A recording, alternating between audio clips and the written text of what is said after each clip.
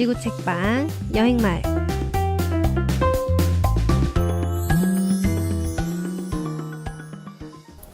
안녕하세요. 지구 책방 여행마을 마을이장 꼬꼬마입니다. 한 주 동안 여러분 모두 잘 지내셨나요? 일주일 쉬는 동안 여행마을 오디오 클립 구독자 수가 벌써 100명을 넘었어요. 아직 많이 부족하고 어설픈데 어여삐 봐주셔서 너무 감사합니다. 구독자가 200명, 300명, 1000명까지 쭉쭉 늘리게 열심히 하겠습니다. 듣고 싶은 콘텐츠나 의견 있으시면 언제든지 댓글 남겨주세요. 그럼 네 번째 이야기 시작해볼까요? 듣기 전에 구독과 좋아요 버튼 꾹 눌러주세요.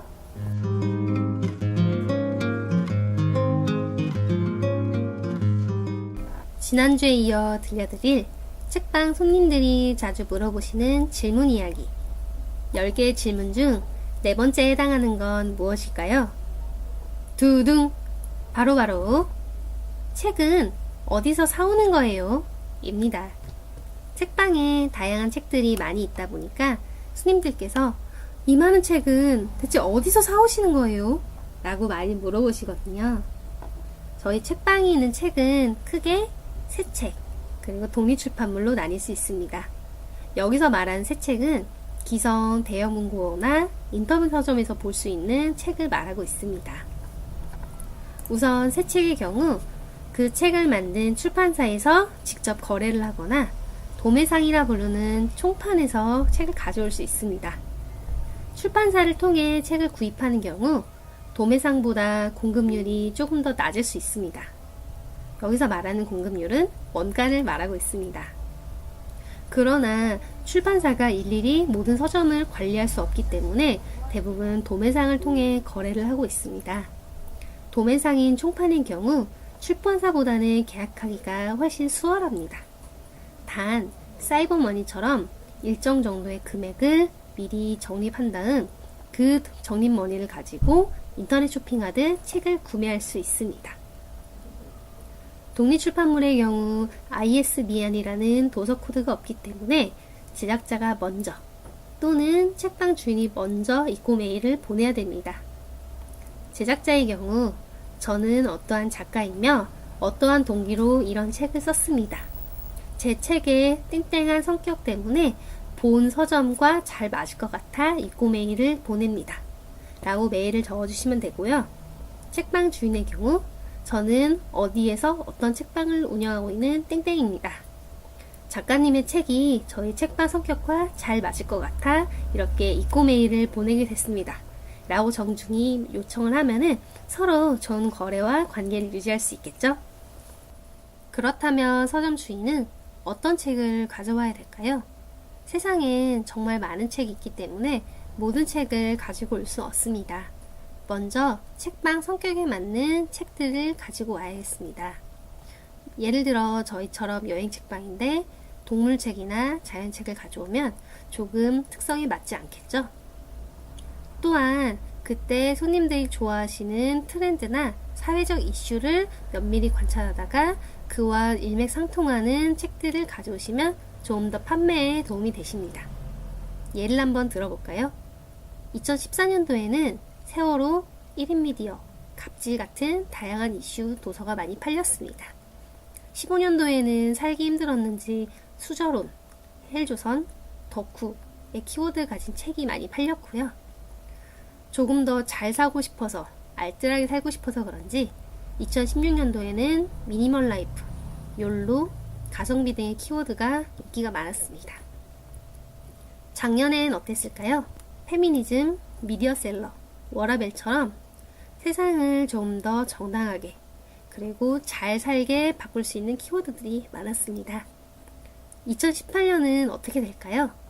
책방 주인 여러분들도 주변 이슈를 잘 보시면서 2018년엔 어떤 책이 잘 팔릴지 한번 예측해 보셨으면 좋겠습니다.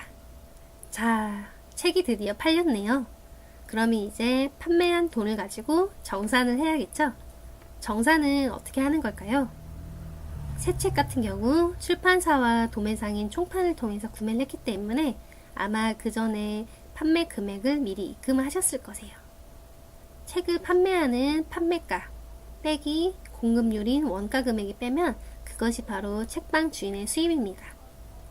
많다면 많을 수 있고 적다면 적은 금액이지만 예를 들어 10,000원짜리 책이 팔렸을 때 공급률이 70이다. 그러면 주인이 갖는 건 3,000원이겠죠?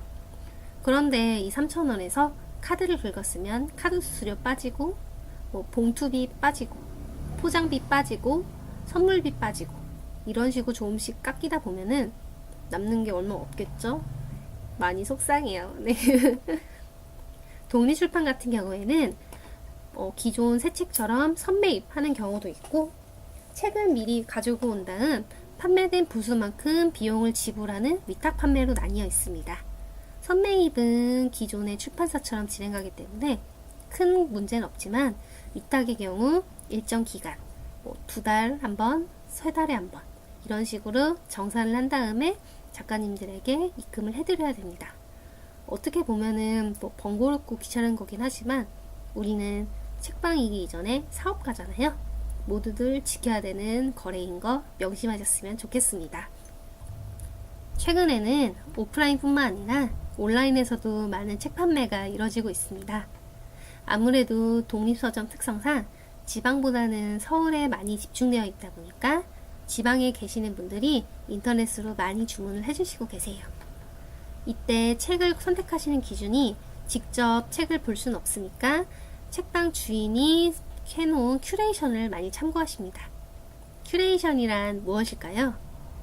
책방 주인이 기존 도서관처럼 정렬을 해놓은 게 아니고 특정 주제, 특정 상황, 어떠한 색상 등에 맞춰 입맛대로 책을 선별하고 소개를 하는 걸 말합니다. 예를 들면 고양이는 고양책 따로, 식물은 식물책 따로 이런 식으로 책을 선별하면은 손님들은 그 가게에서 느낄 수 있는 새로운 큐레이션의 매력을 느끼고 계십니다. 저희 책방 예를 한번 들어볼까요? 저행마을은 열흘에 한 번씩 마을 이장의 책 추천이라고 제가 따로 책 소개를 하고 있습니다. 청춘을 공감하고 위로해주는 여행책, 가족이 보고 싶을 때 읽으면 좋은 책, 커피나 맥주 가격으로 읽을 수 있는 여행책, 일기장처럼 속삭이며 나를 달래주는 여행책. 이런 다양한 큐레이션을 통해 내가 어떤 상황이고 기분일 때 이 책이 조금 더 나를 더 많이 공감해줄 수 있다고 느낄 수 있는 거죠. 이러한 고객의 공감과 관심을 이끌어내는 것도 책방 주인의 능력이고 업무라고 할 수 있겠습니다. 오늘 서점 이야기 재미있으셨나요? 책 이야기가 아니라 책을 가져오는 이야기여서 조금 신선하셨을 것 같네요. 현재 서점을 운영하고 계시거나 곧 책방을 운영하실 여러분들 모두 재미있는 책, 즐거운 책, 맛있는 책 선별하셔서 그 원석을 또 다른 손님들에게 반짝반짝 보여주셨으면 좋겠습니다. 끝내기 전에 공지사항 하나 말씀드릴게요. 저 마을이장 꼬꼬마가 독립출판물을 출시합니다. 책방 여행마을의 창업 이야기를 담았습니다. 제목은 책방 여행마을 이제 곧 망할 듯 입니다. 제목이 너무 생뚱맞죠? 네. 책방 이야기를 가감없이 직설적으로 담아내고 싶어서 이런 제목을 쓰게 되었네요. 어떤 책인지 궁금하시면 지금 바로 크라우드 펀딩 사이트 텀블벅에서 여행마을을 검색해주세요. 지금 아니면 구애할 수 없는 제 책 꼭 귀중한 후원 부탁드릴게요.